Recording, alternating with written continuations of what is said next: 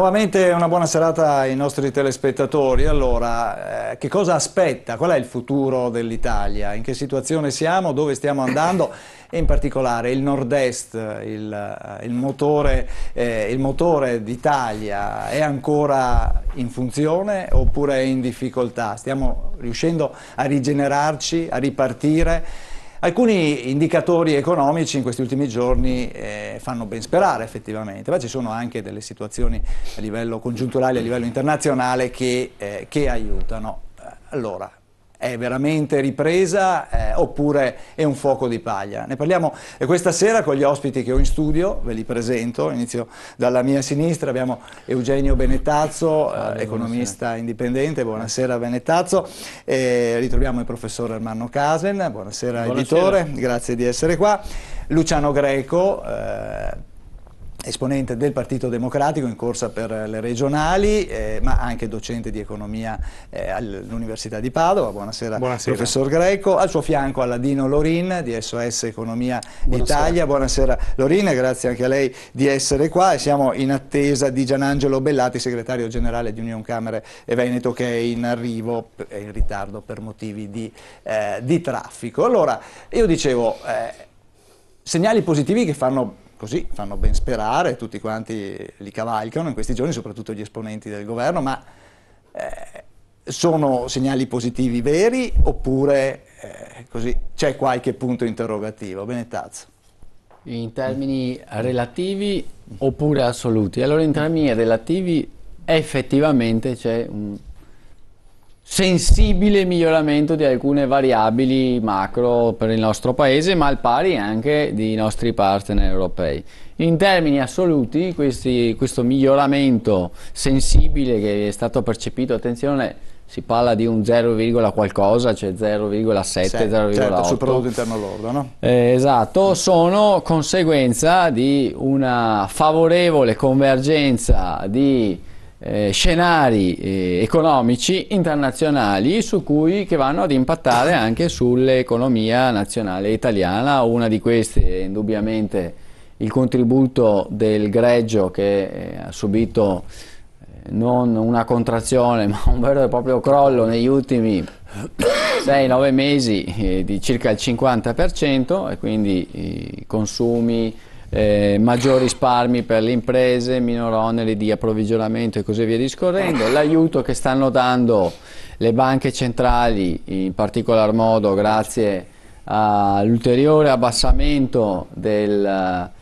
prezzo del costo del denaro, che quindi sta facilitando ristrutturazione di debito, e anche per quanto riguarda i governi risparmi in termini di oneri finanziari. E infine, è inutile negarlo, il vecchio euro che si è indebolito non di poco negli ultimi mesi, e questo ha creato abbrivio soprattutto ai grandi esportatori. Quindi diciamo che chi sta governando, sta guidando il timone Italia, si trova con una corrente che sospinge il battello, l'imbarcazione, particolarmente favorevole, con il vento in poppa. Questo magari non significa che il conducente, il condottiero siano anche persone meritevoli di quello che sta accadendo. Ecco, faccio un ultimo inciso che è particolarmente significativo. È vero che le proiezioni sull'Italia sono migliorate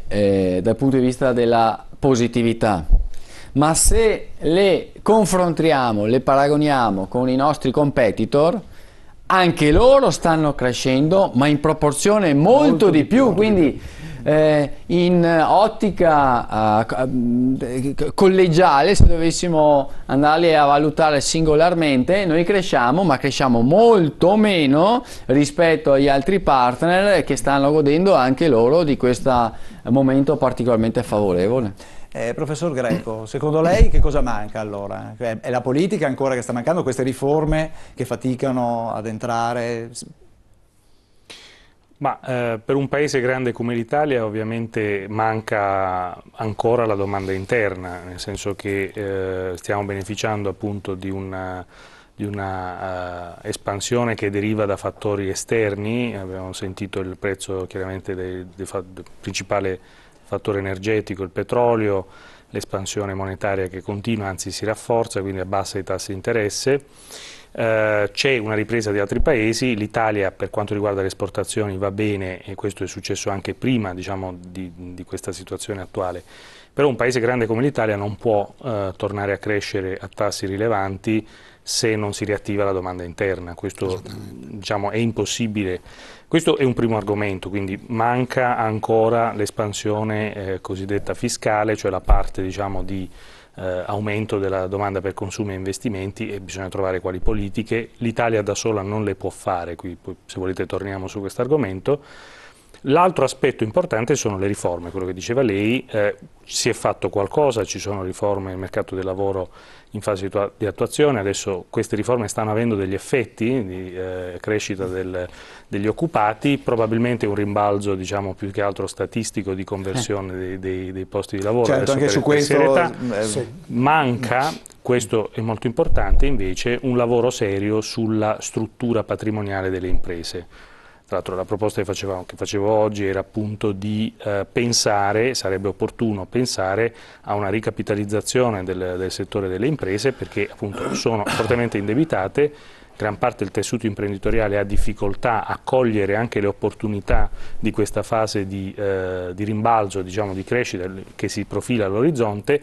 Uno dei problemi importanti è che magari vuoi investire, vuoi fare innovazione, penso alle imprese artigiane del Veneto o alle piccole e medie imprese industriali, ma ti mancano i capitali per farlo. Allora, se ti indebiti ulteriormente non ce la fai, anche perché non ti danno i soldi, serve una ricapitalizzazione. Dei giorni scorsi è la notizia appunto che negli anni le migliori imprese venete o alcune delle migliori imprese venete che non avevano capitali propri sono state oggetto di acquisti da parte di soggetti stranieri, quindi c'è stata una ricapitalizzazione da parte, fa molta scena la ricapitalizzazione da parte di imprenditori o comunque di gruppi cinesi, ma anche i tedeschi hanno fatto parecchio. Hanno acquistato. Questo è un aspetto positivo, nel senso che comunque vuol dire che alcune imprese sono riuscite a essere attrattive. Si dice spesso che non attraiamo investimenti stranieri, invece non è vero, insomma ci sono alcune attrazioni. C'è il problema, bisogna stare attenti perché l'acquisto da parte degli stranieri può avere una finalità diciamo, di sviluppo delle imprese nel territorio veneto, può avere anche l'effetto di impoverimento del tessuto imprenditoriale nel momento in cui magari uno dall'estero decide di chiudere quello che c'è in Veneto. Quindi... Certo. Lorin, c'è il rischio di diventare una sorta di supermercato per... Ma fino adesso credo che lo scenario che abbiamo vissuto negli ultimi anni sia stato questo. Praticamente l'Italia è diventata un supermercato per altri paesi che economicamente stanno bene, e l'abbiamo visto soprattutto quelli come Cina oppure Russia. Anche la vicenda Pirelli sicuramente va in questo versante, bella da una parte perché sicuramente, come diceva il professore un attimo fa, vuol dire che siamo comunque attrattivi, l'importante è che domani questi capitali che vengono investiti qui in Italia rimangano comunque a dare ricchezza al nostro paese, che non venga chiuso e portato fuori, perché sennò giustamente non avremo poi diciamo, i ricavi. Lo dicevamo un attimo fa, però volevo tornare un po' all'inizio dei discorsi che si faceva questa sera, degli effetti congiunturali. È un momento sicuramente fortunato anche per chi guida il nostro paese, che diciamo tutta una serie di fattori che sono esterni, per cui non determinati da noi, comunque in qualche maniera riusciamo a cavalcarli e portare degli effetti positivi. Ecco, l'importante diciamo, sarebbe dare seguito a questi momenti diciamo così, congiunturali per farli diventare strutturali, non ciclici. Giusto ieri Draghi, parlando proprio dell'economia e della situazione italiana, diceva appunto, si complimentava perché effettivamente anche l'Italia finalmente ritornerà a crescere come altri paesi europei, ma per un fattore ciclico, e chiedeva sostanzialmente al nostro governo di fare una serie di riforme affinché questo poi possa diventare qualcosa di strutturale, perché quello che effettivamente poi manca al nostro paese per dare sempre il là. Noi viviamo un po' di espedienti, abbiamo bisogno però di fare invece cose che siano strutturali. Quando si parla, spesso e volentieri l'Europa ci dice che dobbiamo fare austerità, no? Ma probabilmente qui si intende qualcosa di diverso, perché l'austerità la trasformano e la trasmettono diciamo, agli utenti finali, per cui ai cittadini, e secondo me, e credo che l'Europa voglia indicare che l'austerità deve cominciarlo a fare la struttura, diciamo, governativa, per cui insomma il governo e lo Stato deve cominciare un attimino a fare quei tagli famosi su quei rami secchi improduttivi e cominciare... Che non sono stati fatti, sono stati auspicati. Sono stati detti, annunciati un sacco di volte, però non sono mai stati fatti, e ora è arrivato il momento di farlo, bando alle chiacchiere, cominciamo ad operare in maniera seria, troviamo, diciamo, un modo di svincolare risorse da mettere sul mercato interno. L'hanno detto tutti, ma che penso che sia una cosa talmente palese, questo Paese ha bisogno di riprendere, diciamo, e di rifare il mercato interno, perché manca completamente. Se no, quello che abbiamo detto oggi va bene, ci sono indicatori che sono positivi, ma si tratta del 5-6% delle attività produttive nazionali. La luce in fondo al tunnel la devono rivedere i cittadini soprattutto. Sì, ma anche quel mondo della piccola impresa, poi qui qualcuno sicuramente avrà dei dati ben precisi, che hanno bisogno, perché poi la struttura produttiva del nostro territorio è questa. Certo, intanto salutiamo Gianangelo Bellati di Unioncamere Veneto, allora, appena arrivato, c'era traffico. Tantissimo. Tante auto. È un buon segno. È un buon segno, era quello che volevo dire. Beh, vuol dire che no, la gente esce comunque. Sì, però era concentrato solo qui su Padova, quindi siete solo voi fortunati. Il blocco era qui. Era qui. Ecco, era qui. Allora, Bellati, ne approfittiamo subito per avere un piccolo assaggio di quella che è la situazione. Io prima in apertura, lei doveva ancora arrivare, dicevo anche per capire se il sistema Veneto, la piccola e media impresa ancora resiste, se ce la fa in questa situazione. Allora, i dati sono tutti dati, diciamo, abbastanza alternanti, no? Quello che manca è un vero scatto di reni, una vera ripartenza, perché se noi guardiamo quello che è la decrescita che c'è stata nell'ultimo periodo di tempo, è ovvio che è difficilissimo recuperare se il recupero è 0, ovviamente il recupero 0, però è sempre un elemento positivo, perché ti dà un po' di ottimismo e di speranza in una ripartenza. Però io parto dall'ultimo intervento, no? L'aspetto più delicato non è tanto quello, e noi ribattiamo sempre su questo concetto, non è tanto quello dell'impresa, ma è che cosa fa il sistema pubblico in questo momento. A parer nostro, in questo momento il sistema pubblico sta facendo un danno enorme al sistema paese, ed è un riaccentramento di competenze che vogliono dire deresponsabilizzazione di tutti i livelli locali della pubblica amministrazione. Questa deresponsabilizzazione, che è in tendenza contraria rispetto all'ultimo periodo di tempo dei governi precedenti, ma rispetto ai trattati europei, perché non dimentichiamo mai che noi siamo in un carro europeo, il quale prevede addirittura all'interno dei trattati fondanti l'Unione Europea, prevede la sussidiarietà, divisa questa sul livello non solo Unione Europea-Stato, ma divisa anche col livello regionale, per cui già tranquillizzo coloro che temono che le regioni scompaiano, potranno essere indebolite, ma i soldi europei resteranno solo alle regioni, nonostante il nostro Stato da circa 20 anni stia cercando di portare via i fondi strutturali alle regioni con un po' di richieste a Bruxelles, testimoniate da lettere che con le nostre rappresentanze regionali abbiamo a Bruxelles, e costantemente la Commissione europea dice non è possibile, perché noi abbiamo a livello europeo una politica regionale stabilita dai trattati. Questa politica regionale impone che ci siano le regioni e che queste ricevano i soldi dell'Europa. Quindi l'indebolimento ci può essere, ma le regioni restano, e restano con le competenze e soprattutto con i fondi europei. Però ecco, questa situazione di irresponsabilità a livello locale che viene portata da politiche fortemente centralistiche costa. E dimostra che cosa? E da cosa è dimostrato che costa? Che non aumenta il consumo da una parte, perché abbiamo solo un aumento di domanda esterna, pochissimo dal consumo interno, e dall'altra parte si taglia talmente male che alla fine tu non hai una riduzione del debito pubblico, il debito pubblico è in costante aumento, ed è questo il punto sul quale il BCE e Bundesbank, ricordo con piacere che su invito nostro abbiamo avuto il presidente Weidmann, persona squisita, anche se spesso dipinta come un personaggio truce, pericoloso per noi, in realtà persona squisita, che ha ribadito nel suo intervento fatto al nostro Parlamento regionale, al nostro Consiglio regionale, ha ribadito costantemente la parola proprio responsabilità e sussidiarietà, a dimostrazione che se queste ci sono, hai una buona pubblica amministrazione e le imprese possono crescere.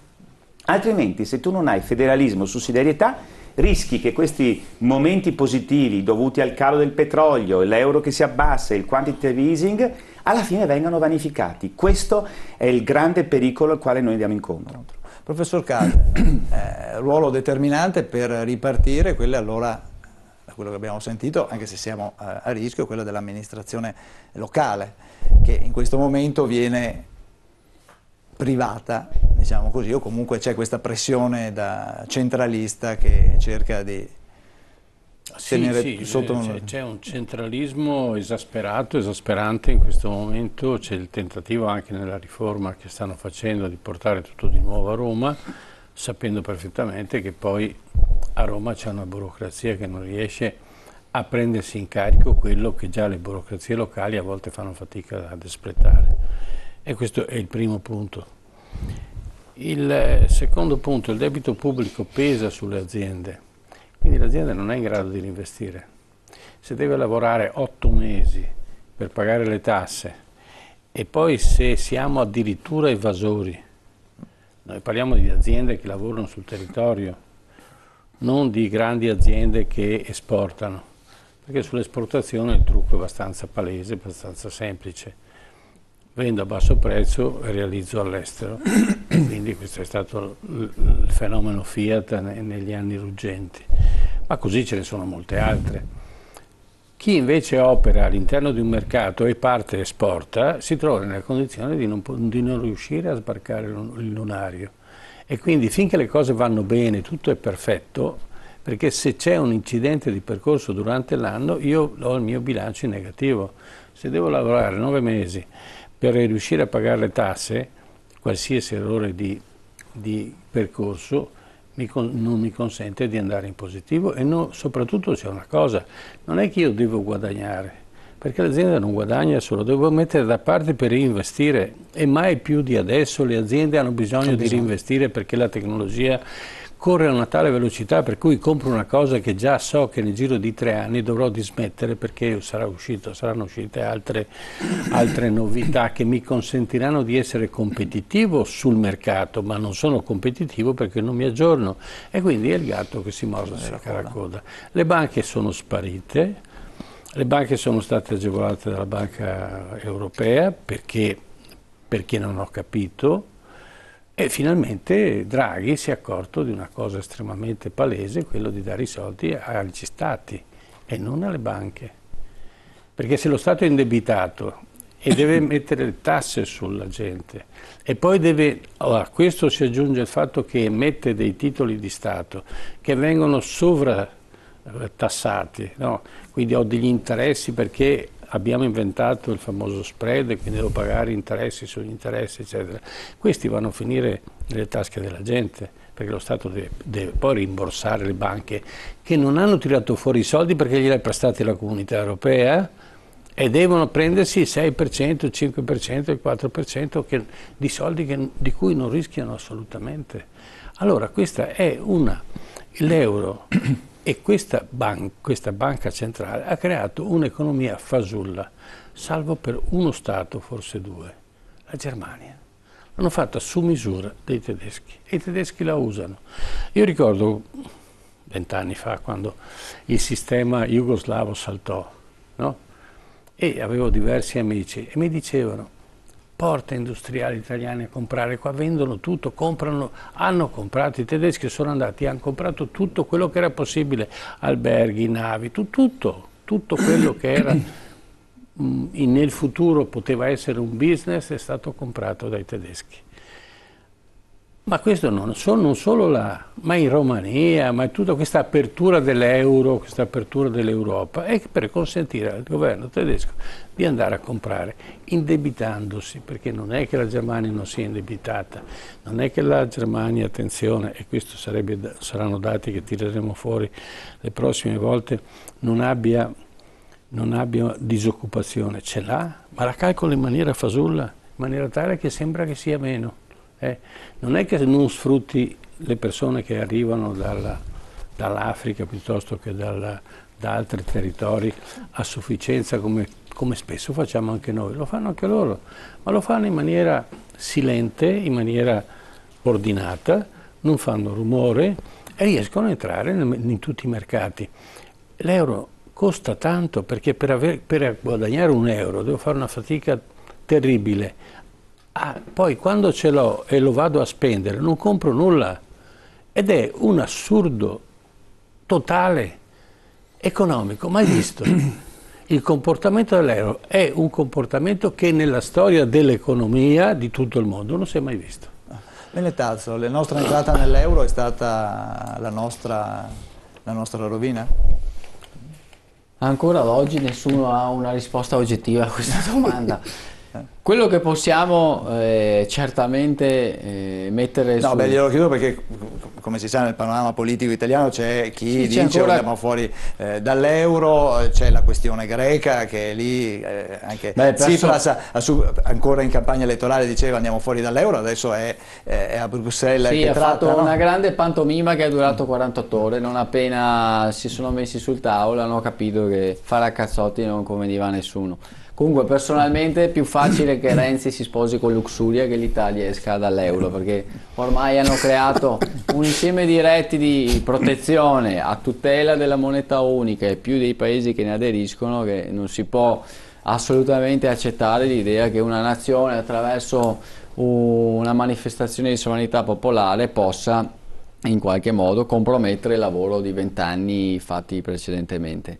Sull'euro sì che possiamo fare, non tanto sull'euro, sull'introduzione dell'euro possiamo fare un'osservazione specifica per quanto riguarda noi italiani.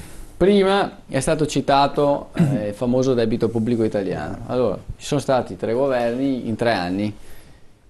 Da quando è stato estromesso con la forza Berlusconi, il debito pubblico italiano è passato da 1.144 no, erano 1900 miliardi. 1900 2010. Ah sì, scusate, 1900, insomma è aumentato di circa 180 miliardi al mese. in 3 anni, di 180 miliardi. Questo cosa significa? E oggi siamo a 3 miliardi distanti dal record storico 2168. Sì, ma lo spread adesso quanto è?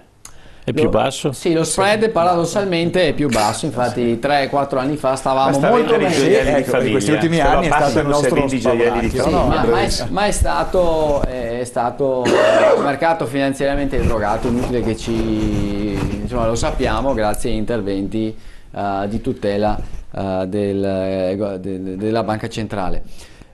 Quindi in 3 anni chi ha governato rispettivamente non ha messo come priorità nazionale il clock del debito, cioè il fatto che c'è questo contatore che ogni secondo aumenta di 10 minuti 1,5 milioni. Scusa, sì, 1,5 milioni di debito pubblico fatto ogni 10 minuti.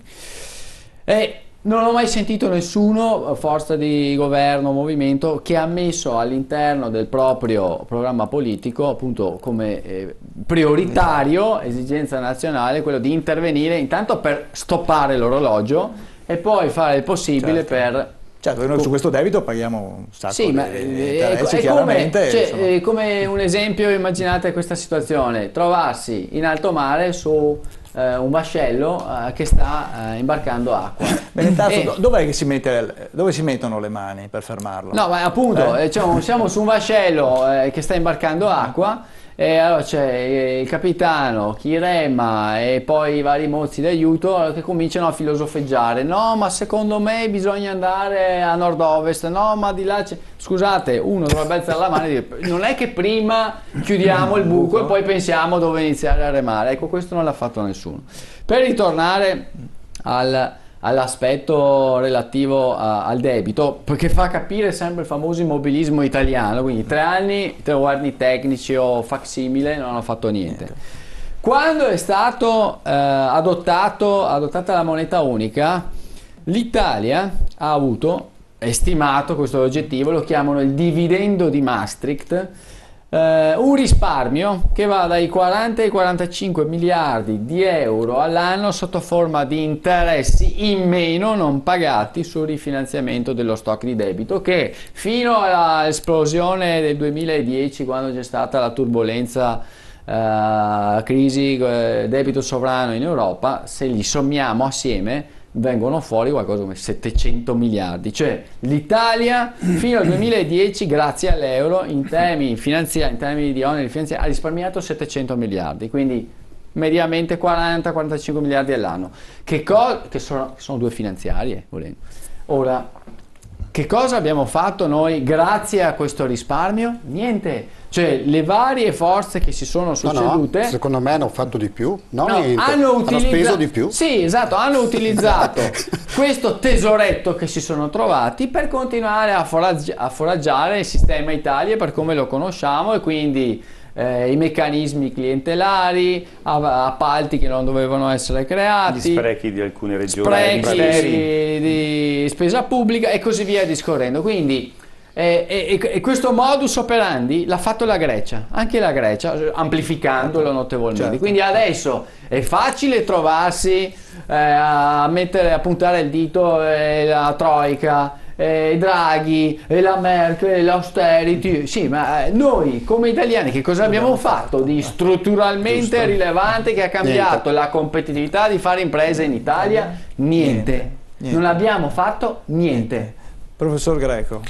Sì, allora intanto mi fa molto piacere di sentire, perché questo è raro sentire questo tipo di analisi sulla entrata dell'Italia nell'euro.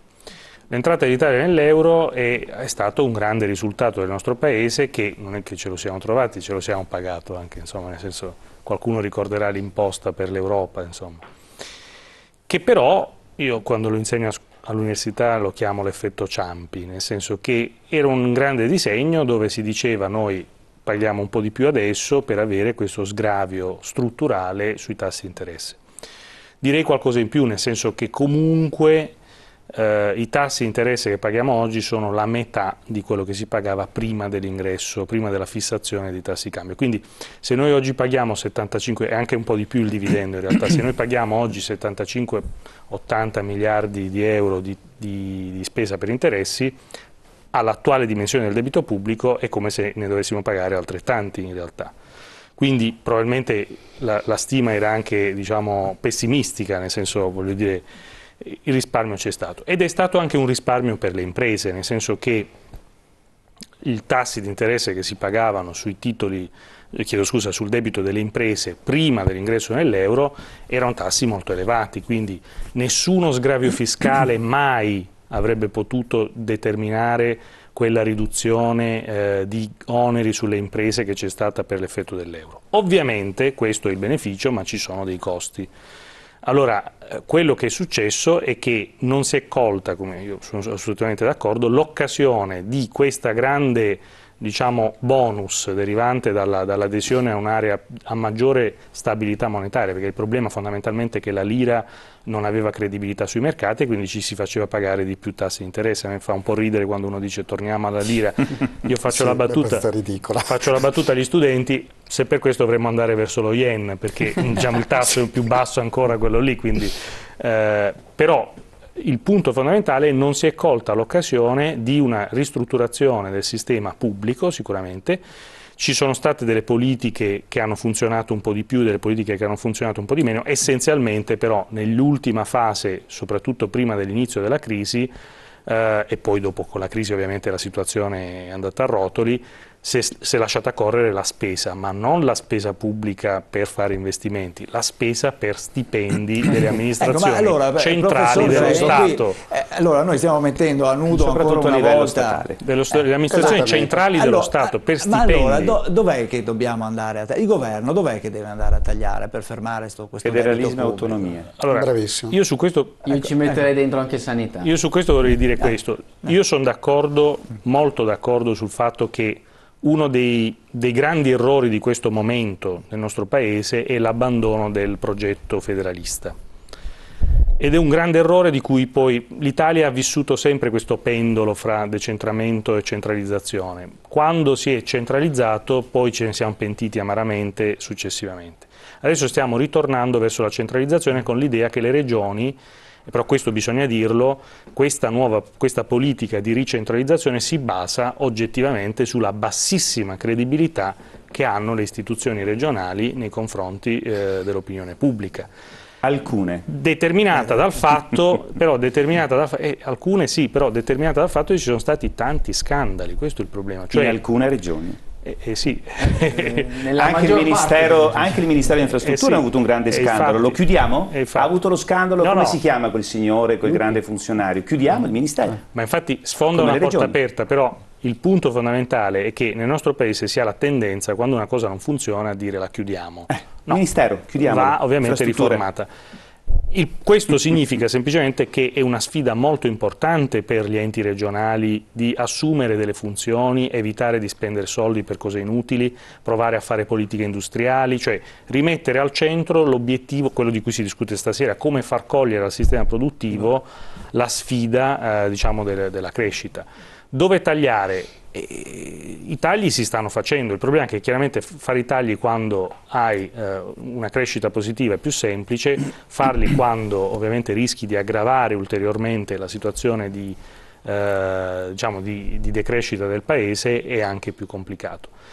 C'è il grande tema anche della ridistribuzione delle risorse. Ovviamente non tutti i soggetti economici sono stati colpiti negativamente dalla crisi, c'è stato anche chi si è arricchito, quindi da questo punto di vista, se andiamo a vedere la storia del nostro Paese, nei momenti di crisi si sono fatte misure anche straordinarie sul debito, quindi insomma, da questo punto di vista. La interrompo perché dobbiamo andare in pubblicità, ma rientriamo subito e iniziamo anche a parlare di nord-est, della situazione che stiamo vivendo qui da noi, tra poco.